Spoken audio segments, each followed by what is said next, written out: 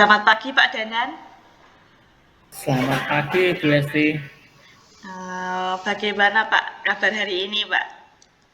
Alhamdulillah Bu sehat, walaupun agak sedikit-sedikit serak Bu, soalnya kan pagi dingin, siang panas ini nih Bu. Tapi alhamdulillah sehat ini Bu. Iya. eh, kayaknya Pak Danan itu kayak kurang semangat itu kenapa toh? Iya nih Bu, saya butuh teman ngobrol nih Bu. Ada masalah mungkin eh, saya bisa mencari solusi dari Bu Hesti. Makanya tadi Bu Hesti saya WA untuk mengajak Bu Hesti itu berbincang-bincang sebentar Bu. Oh iya Pak, ngomong-ngomong ada apa nih Pak? Ada sesuatu yang perlu diobrolkan ini. Iya ada Bu. Jadi begini Bu Hesti, saya itu kan sedang bingung Bu tentang pembelajaran di kelas saya. Pada pelajaran membuat poster ya Bu. Murid-murid di kelas saya itu tidak fokus Bu, tidak fokus, tidak antusias dalam pembelajaran. Nah, saya berikan penilaian formatif, nilai-nilai murid saya itu rendah sekali Bu. Hampir keseluruhan itu di bawah KKM semua Bu. Oh begitu. Jadi saat ini Pak Danan merasa murid-murid Pak Danan itu tidak fokus nih, kurang antusias dalam pembelajaran saat membuat poster. Sehingga nilai-nilai mereka rendah, kebanyakan yang ada di bawah KKM ya. Iya, Bu Lesti. Saya rasakan kok murid-murid itu kurang paham mengenai materi teks poster itu yang sudah saya sampaikan di Oh, pertemuan itu. oh, oke Pak Danan. Pak Danan ingin mendapatkan apa nih dari obrolan kita hari ini?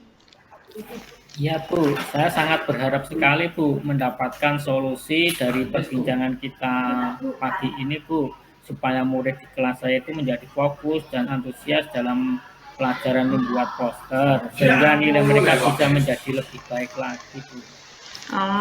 Oke, berarti mencari solusi ya, supaya murid Pak Danan menjadi lebih fokus, lebih antusias dalam membuat poster ya. Ya, Bu. Eh, Bu Hesti, supaya murid-murid itu paham materi saya, padahal saat saya mengajar, saya sudah menggunakan media pembelajaran tuh, seperti PowerPoint yang menjelaskan tentang poster, dan saya juga memberi contoh-contohnya. Tapi saya lihat murid-murid itu kok bosan Bu ya, dan tidak memperhatikan apa yang saya sampaikan. Nah, endingnya saat penilaian itu nilai mereka itu tidak memuaskan. Begitu nggak ya Pak? Menurut Pak Dana nih, murid-murid yang fokus, antusias, dan memahami tentang poster itu yang seperti apa ya Pak ya? Bagaimana ya Bu? Menurut saya murid yang fokus dan antusias itu yang memperhatikan pembelajaran saya Bu, dan ikut berperan aktif dalam kegiatan pembelajaran tersebut. Lalu yang memahami materi itu dengan jelas, misalnya tahu macam poster dan langkah-langkah dalam pembuatan poster seperti itu. Oke, begitu ya. Kalau idealnya, murid yang fokus terus antusias dalam pembelajaran, murid yang memahami yang materi, itu yang sesuai yang dijelaskan Pak Danan tadi ya. Iya sih, begitu idealnya sih seperti itu Bu. Oh, oke. Kalau murid-murid yang ada di level idealnya Pak Danan tadi, kita bisa kategorikan sebagai murid yang berada di level 10 ya. Ya, Terus untuk murid-murid yang tidak fokus, kurang antusias, dan tidak memahami materi, berada di level 1 gitu ya. Menurut ya. Pak Danan nih, murid-murid di kelas Pak Danan itu berada di level berapa ya? Kalau saya amati Bu ya, rata-rata murid saya itu berada di kisaran level 5 Bu. Memang ada beberapa yang fokus, ada juga yang antusias dan memahami materi teks prosedur tersebut. Tapi ada yang sama sekali itu tidak fokus, Bu. Tidak fokus, tidak antusias, dan akhirnya tidak memahami teks prosedur tersebut.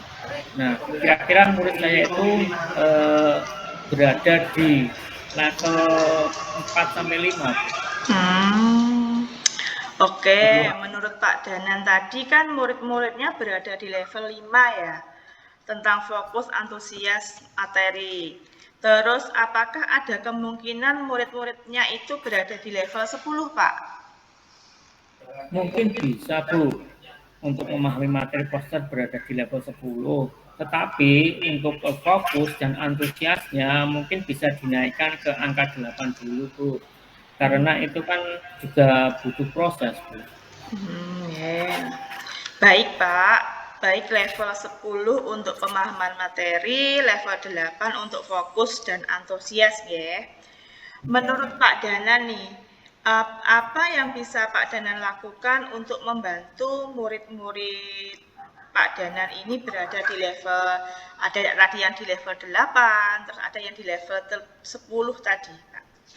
Nah itu Bu yang saya bingungkan, Bu. Saya belum paham tentang itu. Sempat terlintas di pikiran saya dan benak saya untuk melakukan pembelajaran berdiferensiasi, Bu, sesuai dengan kebutuhan dari siswa tersebut. Seperti yang saya pelajari di pendidikan guru penggerak kemarin itu.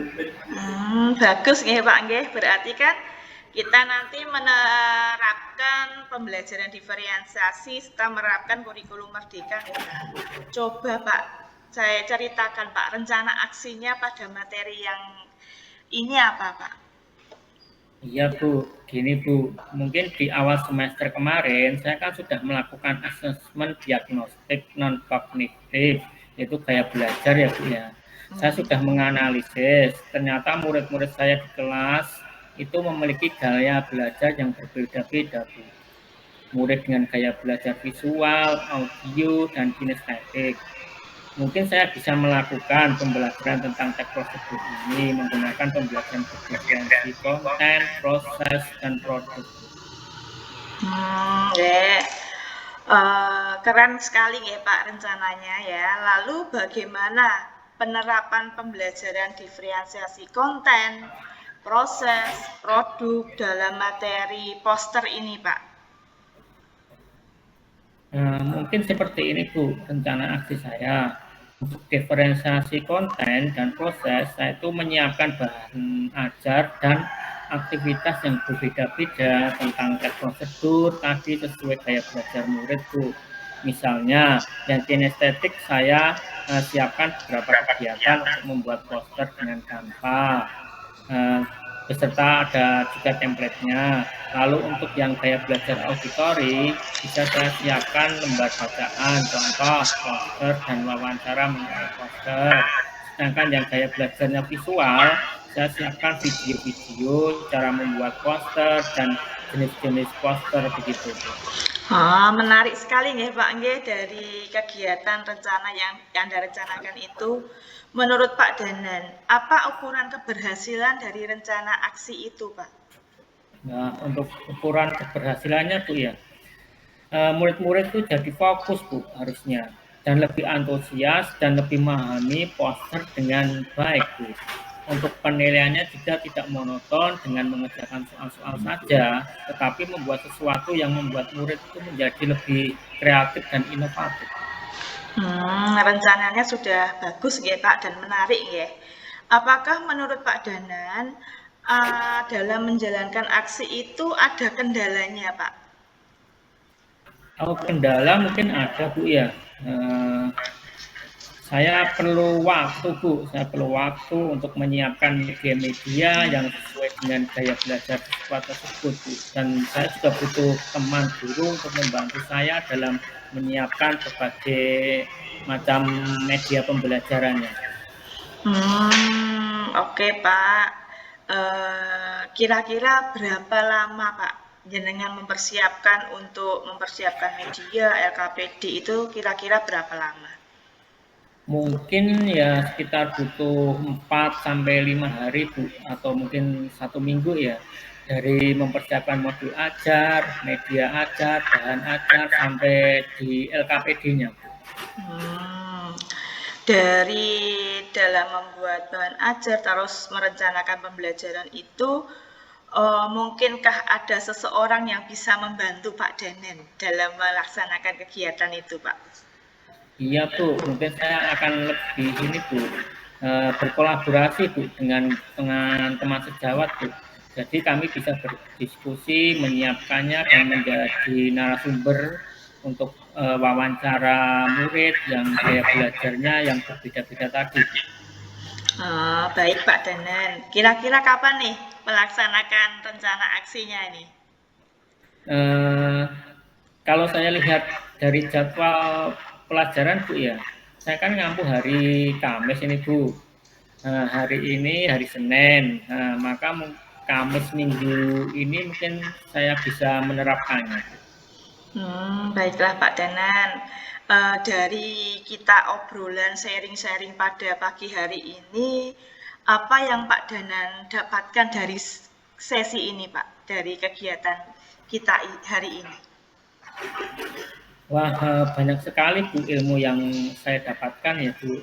Awalnya tadi kan saya bingung Bu untuk pembelajaran poster di kelas.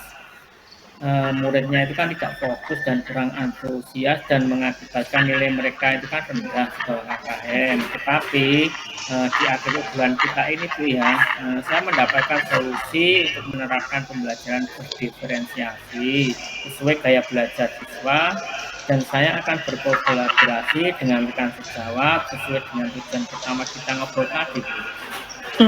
Wah, bagus sekali ya Pak ya. Tadi kita sudah menemukan solusi dalam permasalahan yang Pak Danan alami ya.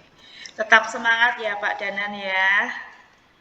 Iya Bu Esti, saya mulai semangat lagi hari ini Bu berkat Bu Esti. Terima kasih Bu Esti ya sudah mau mendengarkan keluh kesah saya Bu. Ya Pak, sama-sama. Kalau misalnya Mas butuh support, butuh tempat sharing, teman sharing, saya siap Pak mendengarkan keluh kesah Pak Danan. Nanti bisa hubungi saya ya. Boleh Bu, siap Bu Esti. Nanti nomor WA-nya dikirim ke saya ya Bu. Iya Pak, siap Pak. Tetap semangat ya, salam bahagia. Ya, terima kasih Bu Esti.